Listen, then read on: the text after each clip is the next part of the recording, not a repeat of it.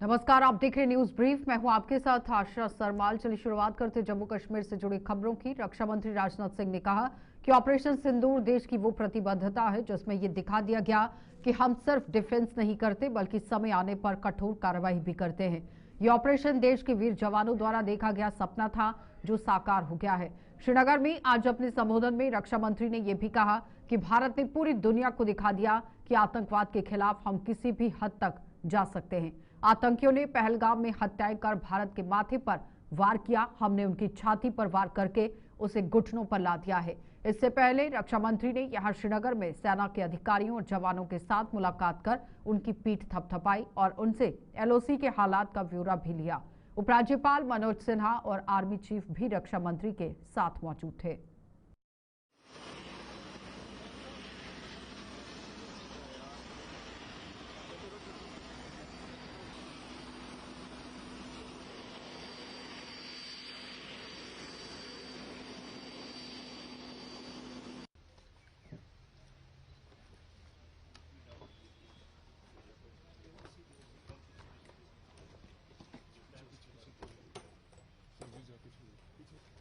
Operation सिंदूर सिर्फ एक operation का नाम भर नहीं है, बल्कि यह एक हमारी प्रतिबद्धता है। यह हमारा एक कमिटमेंट है, एक ऐसी प्रतिबद्धता जिसमें भारत ने दिखा दिया कि हम सिर्फ डिफेंस नहीं करते हैं। जब वक्त आता है तो हम कठोर निर्णय भी लेते हैं और कठोर कार्रवाई भी करते हैं।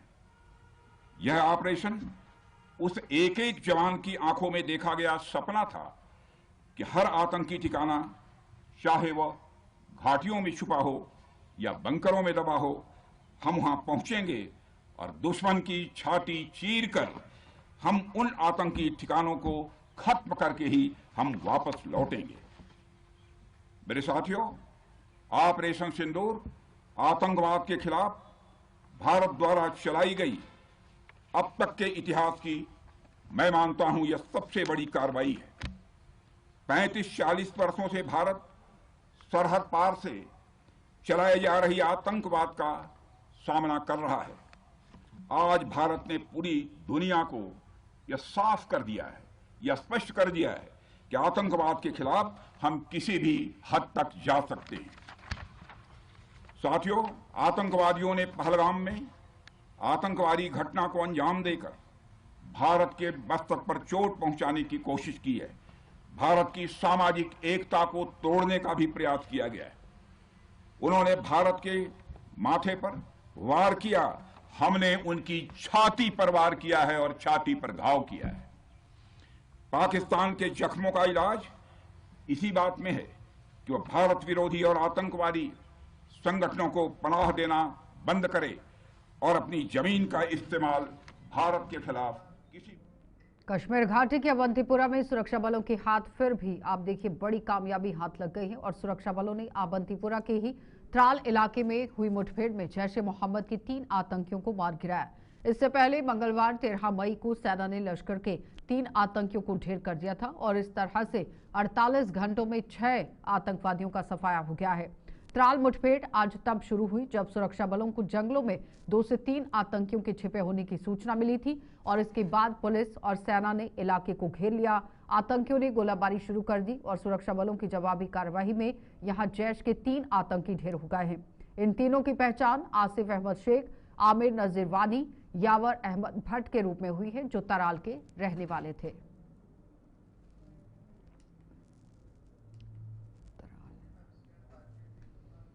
तो भारतीय जनता पार्टी की राष्ट्रीय महासचिव और जम्मू कश्मीर के प्रभारी तरुण चुग ने कहा कि देश को बर्बाद करने में कोई कसर नहीं छोड़ने वालों को अब किसी भी सूरत में बख्शा नहीं जाएगा। ये नया भारत है। हमारे सशस्त्र बल यहां आप देखिए आतंकियों को मिट्टी में मिला रहे हैं और वही यहां कहीं पर भी छिपे होकर बैठने से कुछ नहीं होगा, उन्हें मार गिराया जाएगा। तरुण चुग ने विपक्षी दलों के द्वारा भी लगाए जा रही उन आरोपों पर खरी खोटी सुना दी है जिसमें वो कह रहे हैं कि सरकार सेना का मनोबल गिरा रही है। तरुण चुग ने अपनी बातचीत सामने रखी। तरुण चुग से खास बातचीत की है हमारे संवाददाता ताबिश कमाल ने। जरा देखिए क्या कह रहे हैं। हमारे साथ बात करने के लिए Jammu Kashmir BJP in-charge national general secretary Tarun Chugh साहब हैं। सर, बहुत अहम चीज़ है, जम्मू कश्मीर को लेकर के आज कई आतंकवादियों को मार गिराया है सेना ने। ऐसा ही नक्सलियों को हमने देखा है। टारगेट किलिंग करने के बाद इस तरह की ये जो कार्रवाई सेना ने की, इसे कैसे देख रहे हैं आप लोग? जम्मू कश्मीर सहित भारत को बर्बाद करने की योजना लेकर जो आए हैं, जिन्होंने निहत्थे निर्दोषों पर सीधी गोलियां चलाकर जम्मू कश्मीर की संस्कृति को बदनाम करने का काम किया है, वो बख्शे नहीं जाएंगे। और मैं सलाम करता हूं, सलूट करता हूं भारत की वीर सेना को, सुरक्षा एजेंसियों को, जो लगातार आतंक को भी खत्म कर रहे हैं, आतंकवादियों को भी खत्म कर रहे हैं, उनकी आयु को भी कम कर रहे हैं और उनके सरगनाओं को भी मिट्टी में मिला रहे हैं। ये नया भारत है, नरेंद्र मोदी का भारत है, जो आतंक पर सहेगा नहीं, जवाब देगा।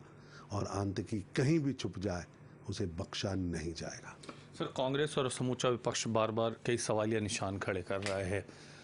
जिस तरह से बार बार कांग्रेस और ये विपक्ष सवालिया निशान खड़े कर रहा है, लगातार ये भी कहा जा रहा है कि सरकार ने सेना का मनोबल गिराने की कोशिश की। ऐसा है कि लगातार देश की सेना के सेनापति, जनरल्स मीडिया के सामने आकर ऑपरेशन सिंदूर का सच सामने रख रहे हैं और कांग्रेस के नेता अपनी वीर सेना के सेनापतियों पर प्रश्न उठा रहे हैं, उनका मनोबल गिराने की कोशिश कर रहे हैं। आप क्या कहना चाहते हैं कि जो सेना के ऑफिसर्स कह रहे हैं वो झूठ कह रहे?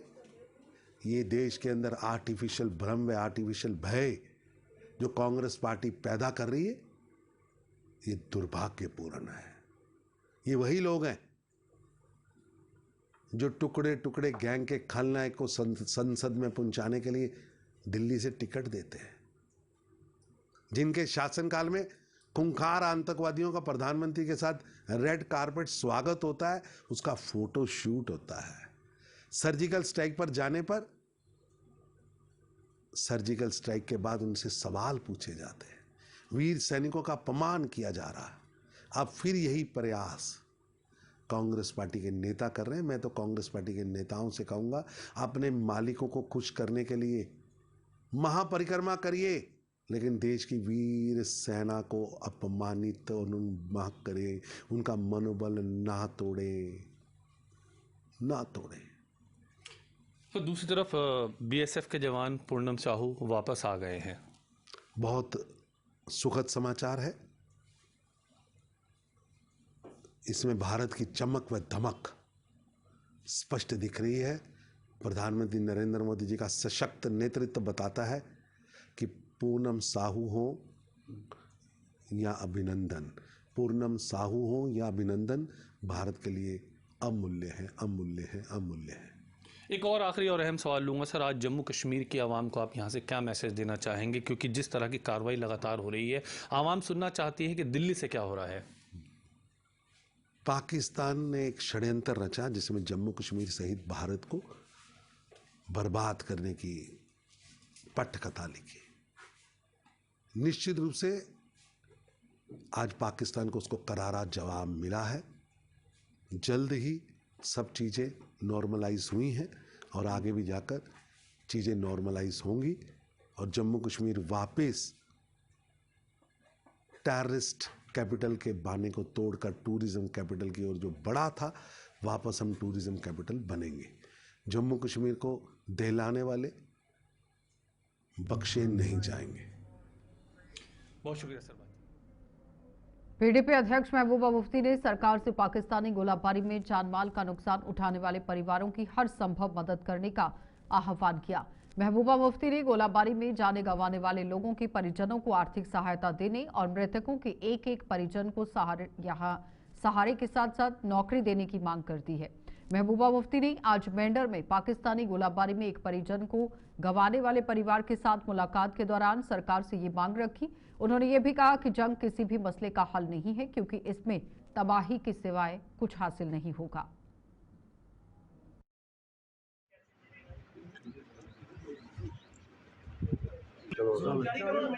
हमारी सरकार से ये गुजारिश है, तो ये जंगी माहौल खत्म होना चाहिए, इसके बाद कभी जंग नहीं होनी चाहिए। बॉर्डर्स पे सीज फायर होना चाहिए, पूरी तरह रहना चाहिए।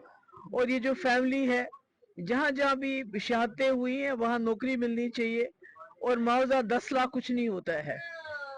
एक एक शहादत के लिए 10 लाख रुपए कोई मुआवजा नहीं होता, इसको बढ़ाया जाना चाहिए।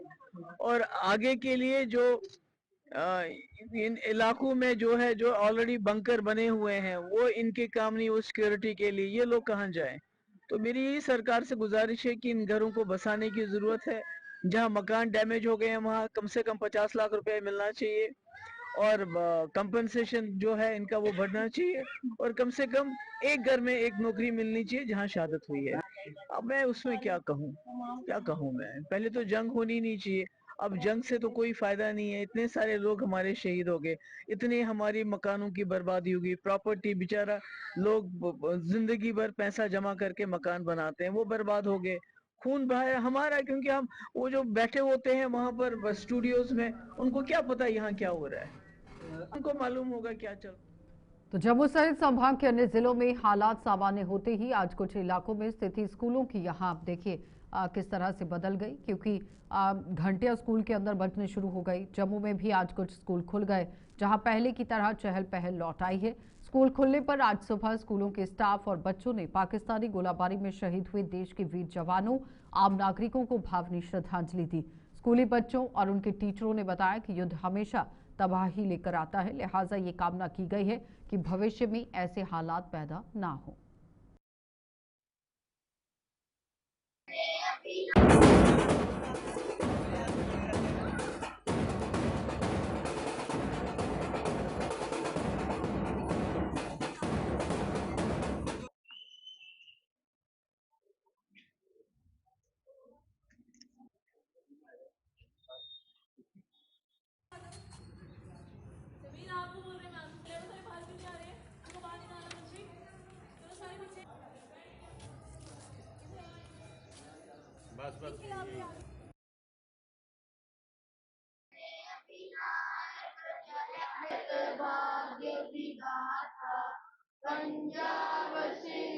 स्कूल वापस रीओपन हो गए हैं, हमें बहुत खुशी हो रही है, क्योंकि आप खुद ही सोच सकते हैं वॉर जो है वो हमेशा डिस्ट्रक्शन लेके आती है, इकोनॉमी की, बच्चों की लाइफ की, सभी लोगों की लाइफ की।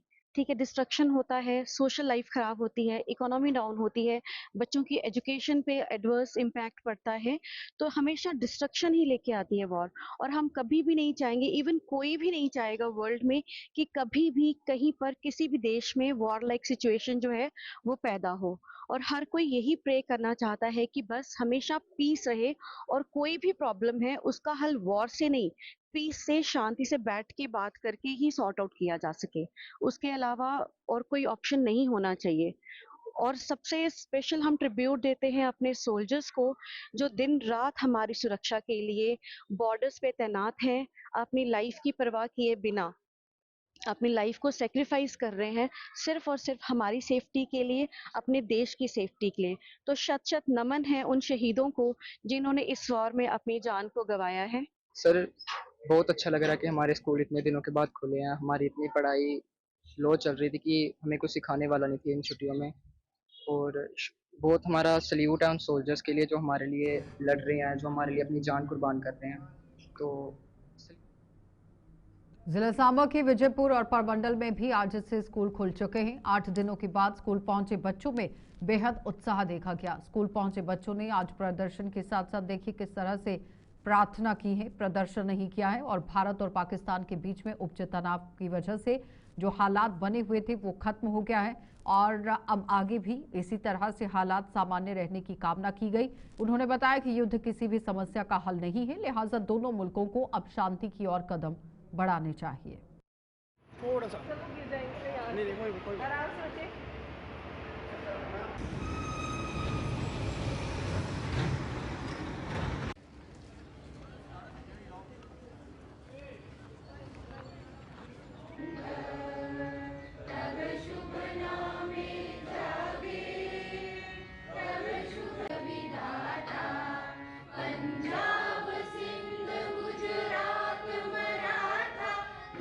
जय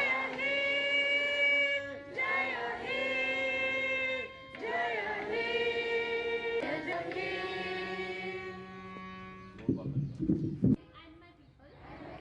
जैसे कि हम देख सकते हैं जो सिचुएशन चल रही थी पाकिस्तान और इंडिया के बीच में, उनमें से कई लोगों ने और स्टूडेंट्स ने भी बहुत सफ़र किया, क्योंकि कई बार जब हमारे ऑनलाइन क्लासेस लगती में भी कई सारे इशू देखने को मिलते थे, और थोड़ी बहुत पढ़ाई ने भी हमारी जो है उसने सफ़र किया है, क्योंकि जो ऑनलाइन क्लास होती थी कई बार नहीं भी लग पाती थी कुछ इशू के वजह से।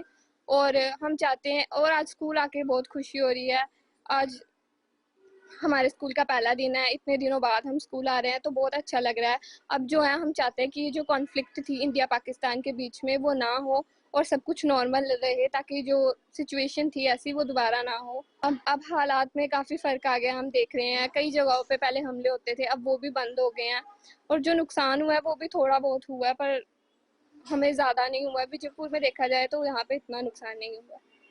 नहीं, अब हम चाहते हैं कि हमारे स्कूल रेगुलर लगे, हमारी पढ़ाई ज़्यादा सफ़र नहीं करे, और जो ये सिचुएशन चल रही है इंडिया पाकिस्तान के बीच में वो अब ठीक रहे, मतलब उनके बीच में फिर से कॉन्फ्लिक्ट पैदा ना हो। तो आपको पता है कि जो सीज़ फायर से पहले जो यहाँ पे इतने ड्रोन्स दिखे जा रहे थे, बॉर्डर पे लगातार फायरिंग चल रही थी, तो वो अब फ़िलहाल रुक चुकी है, और सांबा डिस्ट्रिक्ट में परमंडल जोन और विजयपुर जोन में स्कूल भी खुल चुके हैं, और आहिस्ता-आहिस्ता बाकी जगह पे भी खुल जाएंगे। जो हमारे ऑनलाइन क्लासेस होती थी ना, जो एक हफ्ते की हमारी स्कूल बंद रहे थे, उसमें हमारी ऑनलाइन क्लासेस चल रही थी, बट उसमें बच्चे ज्वाइन नहीं करते थे, नेटवर्क इशू आ जाते थे, बहुत तरह की प्रॉब्लम्स थी, जिसके बाद हमारी स्टडीज़ ज़्यादा नहीं बट थोड़ी बहुत तो सफ़र कर रही थी। और हमारी क्लासेस बहुत बढ़िया, हम 12th क्लास के स्टूडेंट्स हैं, तो ये हमारी बोर्ड की क्लास है, हमें ज़्यादा गाइडेंस की ज़रूरत है, तो हमें रेगुलर एजुकेशन की भी ज़रूरत है। तो अब हमारे स्कूल खुल चुके हैं, तो आज हमारा फर्स्ट डे है, मैं काफ़ी खुश हूँ कि हमारा स्कूल खुल गया है, और मैं चाहूँगी कि अब ये ऐसा ही चलता रहे। अब कोई लड़ाई वगैरह ना हो, और ना ही पाकिस्तान कोई वायलेशन करे जो सीज़ फायर की है।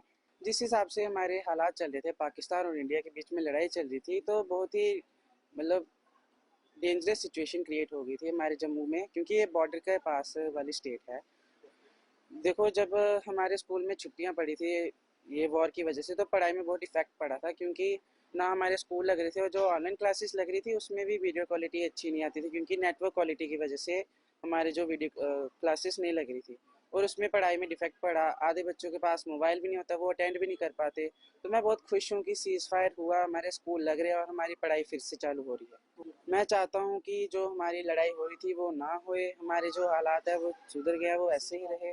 सीज़ फायर की वजह से जो हमारे हालात थी। कठुआ जिले के 4 शिक्षा जोन में भी आज से स्कूलों में घंटियां बजनी शुरू हो गई हैं। करीब 8 दिनों के बाद स्कूलों में फिर से रौनक लौट आई है। हालांकि आज स्कूल खुलने पर हाजिरी बेहद कम देखी गई। कठुआ की चीफ एजुकेशन ऑफिसर ने खुद स्कूलों के अंदर यहां पर दौरा किया है और बताया कि अभी एहतियातन कुछ स्कूल बंद रखे गए हैं, जिन्हें आने वाले दिनों में खोल दिया जाएगा। उससे क्या होता था कि हमारे पे बर्डन बढ़ता जा रहा था, और सेम उसी पीरियड में 1917 में फेमाइन भी आया यहाँ पे, और उस और साइंस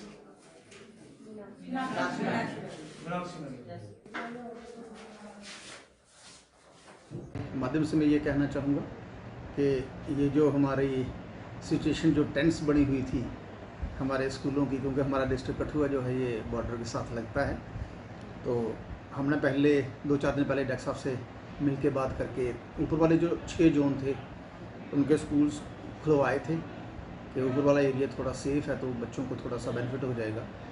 तो उसके बाद फिर कल शाम को हमारे डेक्स साहब से बात हुई इसके बारे में। तो अब हमने ये वाले 4 जोन जो हैं इधर वाले, जैसे लखनपुर हो गया, कठुआ हो गया, बनोटी हो गया, सलन हो गया, तो ये आज ही स्कूल खुले हैं। और प्रिकॉशनरी मेजर्स में हमने 2 जोन जो बॉर्डर के साथ लगते हैं, मढ़ीन जोन और हीरानगर जोन, और साथ में हीरानगर में वो वाले स्कूल भी जो हमारे गगवाल जोन के आते थे वो बॉर्डर पे हैं, जैसे लोंडी स्कूल हो गया, शेरपुर स्कूल हो गया, वो वाले स्कूल जो हैं वो भी आज हमने फ़िलहाल बंद रखे हैं। ये प्रिकॉशंस इसलिए लिए गए हैं कि ये बॉर्डर पे हैं तो थोड़ा सा हमें देखना पड़ेगा, क्योंकि बच्चों का मसला है, कोई मिसहैपनिंग या कुछ इस टाइप का ना हो। थोड़ी सिचुएशन नॉर्मल होगी तो ये वाले भी हम खोल देंगे। तो इसलिए मैं खुद भी आज गया था फील्ड में इसी संदर्भ से कि हम बच्चों की अटेंडेंस क्या है स्कूलों में। आज तो पहला दिन था, आज थोड़े कम ही थे बच्चे, बट ये है कि ये मोस्ट प्रॉबेबली कल तक पूरा सब कुछ नॉर्मलाइज हो जाएगा और बच्चे अच्छे तरीके से स्कूलों में आना शुरू हो जाएंगे। हाँ, बच्चों को और उसके पेरेंट्स को मैं ये कहना चाहूँगा कि अब ऑलमोस्ट सिचुएशन नॉर्मल है, लेकिन फिर भी हम एडमिनिस्ट्रेशन जो है, खासकर कठुआ एडमिनिस्ट्रेशन जो है, इस पे बड़े सोच समझ के कदम हम उठा रहे हैं कि कहीं बच्चों को कोई परेशानी ना हो। तो ये हम लगातार इस बात पे नज़र रखे हुए हैं कि कोई बच्चों को कोई परेशानी, इसी परेशानी को देखते हुए हमने जो बॉर्डर के 2 जोन्स थे जो टच करते हैं इंटरनेशनल बॉर्डर के साथ, हीरानगर और मरीन जोन, तो इसीलिए वो दोनों बंद रखे आज। कि पहले हम सिचुएशन को देखेंगे और 1-2 दिन देख लेते हैं, तो उसके बाद। राष्ट्रीय बजरंग दल ने जम्मू में आज पाकिस्तान, तुर्की और चीन के खिलाफ जोरदार प्रदर्शन करते हुए इन तीनों मुल्कों के पुतले जला दिए हैं और बजरंग दल ने सरकार से पाकिस्तान की मदद करने वाले तुर्की और चीन से भी हर किस्म का नाता तोड़ने की मांग कर दी। बजरंग दल के नेताओं ने आम लोगों से भी तुर्की और चीन के सामान का बहिष्कार करने की मांग करते हुए इन्हें यहां पर चोट पहुंचाने की जरूरत पर बल दिया।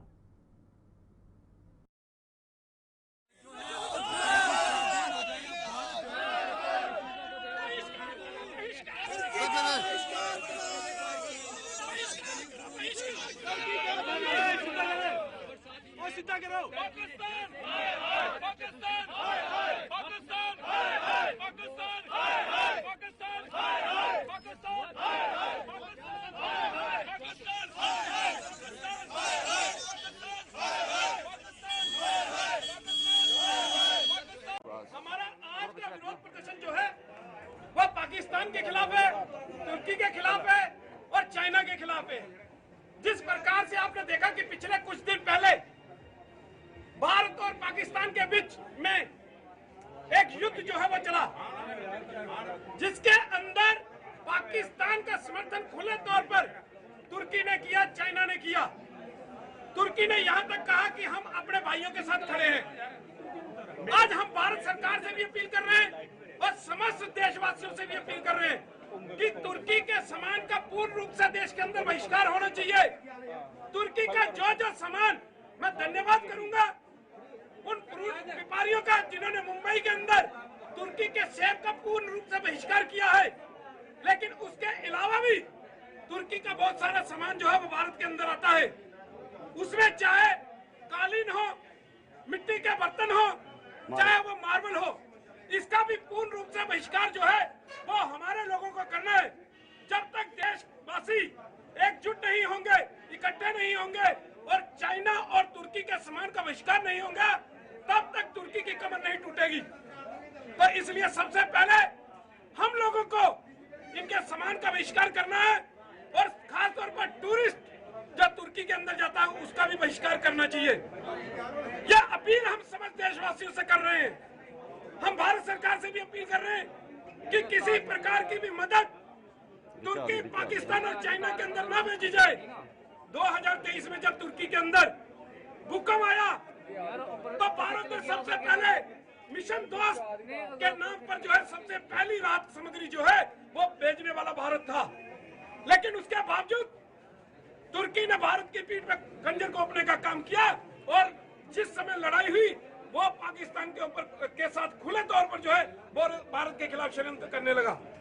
तो मैं समस्त देशवासियों से अपील करता हूं कि इन तीनों देशों का पूर्ण रूप से बहिष्कार करें, चाहे वो टूरिस्ट उसमें हो, चाहे वो सामान के उसमें हो, तो पूर्ण रूप से बहिष्कार जो है वो करना चाहिए। और आज पाकिस्तान का हम जो पुतला दहन कर रहे हैं। तो जम्मू के बख्शीनगर इलाके में चोरों ने बीती रात एक दुकान को निशाना बनाया और वहां से माल उड़ाकर रफू चक्कर हो गए। इसकी सूचना आज सुबह मिलने पर पीड़ित दुकानदार ने पुलिस को सूचित किया, जिसने मौके पर पहुंचकर अपनी कार्रवाई की और मामला दर्ज कर लिया। दुकानदार के मुताबिक चोर इसकी दुकान से हजारों रुपए की नकदी चुराकर फरार हो गए।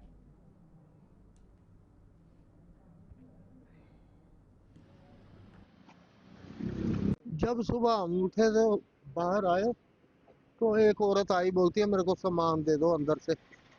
दुकान मेरे मन में दुकान बंद है। मैं अंदर से गया तो उसको सामान देने लगा, जब देखा तो गल्ला उठा हुआ है, गल्ला बिल्कुल खाली पड़ा हुआ।